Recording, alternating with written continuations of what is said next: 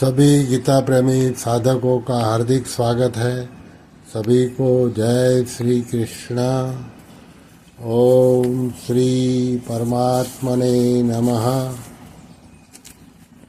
श्रीमद् भगवद गीता अध्याय 7 श्लोक क्रमांक 11। श्री भगवान उवाच बलं बलवतां चाहं कामरागविवर्जितं धर्माविरुद्धो भूतेषु कामोऽस्मि भरतवर्षभ।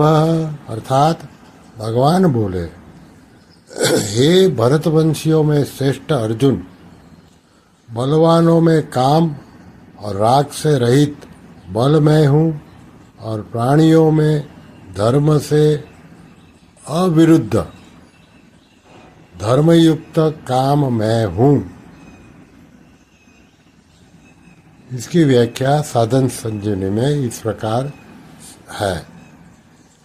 बलम बलवतां चाहं काम राग विवर्जितम।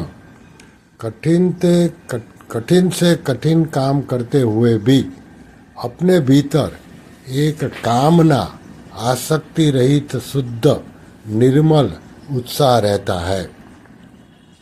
काम पूरा होने पर भी मेरा कार्य शास्त्र और धर्म के अनुकूल है तथा लोक मर्यादा के अनुसार संत जनानुमोदित है, ऐसे विचार से मन में एक उत्साह रहता है। इसका नाम बल है। यह बल भगवान का ही स्वरूप है, अतः यह बल ग्राह्य है।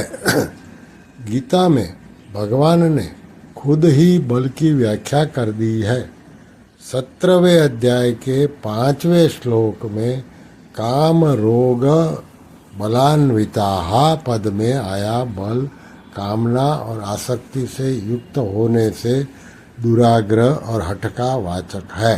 अतः यह बल भगवान का स्वरूप नहीं है, प्रत्युत आसुरी संपत्ति होने से त्याज्य है।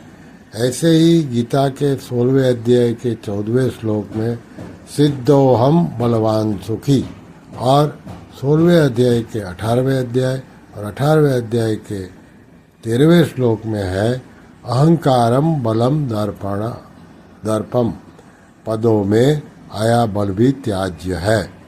6ठे अध्याय के 34वें श्लोक में बलवत दृढ़म पद में आया बल शब्द मन का विशेषण है। यह बल भी आसुरी संपत्ति का ही है, क्योंकि उसमें कामना और आसक्ति है। परंतु यहाँ ये 7वें अध्याय के 11वें श्लोक में जो बल आया है वह कामना और आसक्ति से रहित है, इसलिए यह सात्विक उत्साह का वाचक है और ग्राह्य है। 17 के अध्याय के 8वें श्लोक में आयुः सत्व बलारोग्य इति सब पदों में आया बल शब्द भी इसी सात्विक बल का वाचक है। फिर है धर्मा विरुद्धो भूतेषु कामोस्मि भरतवर्षभ। हे भरतवंशियों में श्रेष्ठ अर्जुन, मनुष्यों में धर्म से अविरुद्ध अर्थात धर्मयुक्त काम मेरा स्वरूप है। कारण कि शास्त्र और श्लोक मर्यादा के अनुसार शुभ भाव से केवल संतान उत्पत्ति के लिए जो काम होता है वह काम मनुष्य के अधीन होता है, परंतु आसक्ति कामना सुख भोग आदि के लिए जो काम होता है उस काम में मनुष्य पराधीन हो जाता है और उसके वश में होकर वह न करने लायक शास्त्र विरुद्ध काम में प्रवृत्त हो जाता है। शास्त्र विरुद्ध काम पतन का तथा संपूर्ण पापों और दुखों का हेतु होता है। कृत्रिम उपायों से संतति निरोध कराकर केवल भोग बुद्धि से काम में प्रवृत्त होना महान नरकों का दरवाजा है। जो संतान की उत्पत्ति कर सके वह पुरुष कहलाता है और जो गर्भ धारण कर सके वह स्त्री कहलाती है। अगर पुरुष और स्त्री ऑपरेशन द्वारा अपनी संतानोत्पत्ति करने की योग्यता यानी कि पुरुषत्व और स्त्रीत्व को नष्ट कर देते हैं, वे दोनों ही हिजड़े कहलाने योग्य है। नपुंसक होने के कारण देव कार्य, हवन पूजन आदि और पितृ कार्य, श्राद्ध तर्पण में उनका अधिकार नहीं रहता। स्त्री में मातृशक्ति नष्ट हो जाने के कारण उसके लिए परम आदरणीय एवं प्रिय माँ संबोधन का प्रयोग भी नहीं किया जा सकता। इसलिए मनुष्य को चाहिए कि वह या तो शास्त्र और लोक मर्यादा के अनुसार केवल संतानोत्पत्ति के लिए कामना का सेवन करे अथवा ब्रह्मचर्य का पालन करे।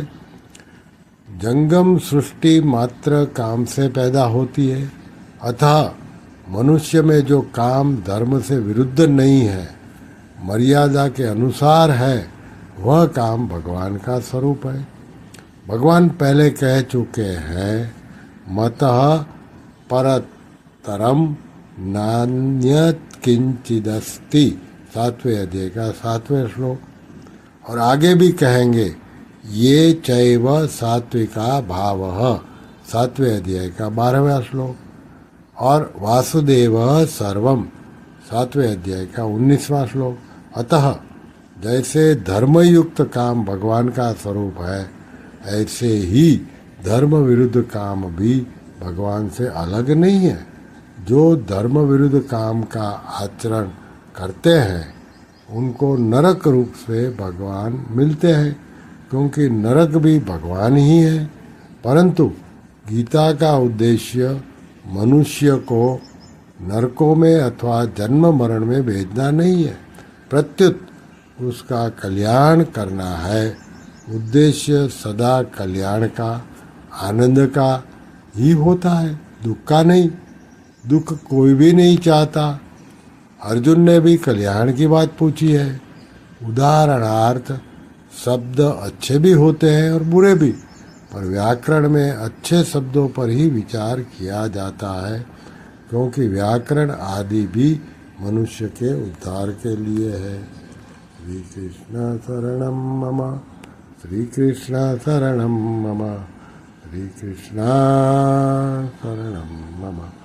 ओम श्री कृष्णार्पणमस्तु।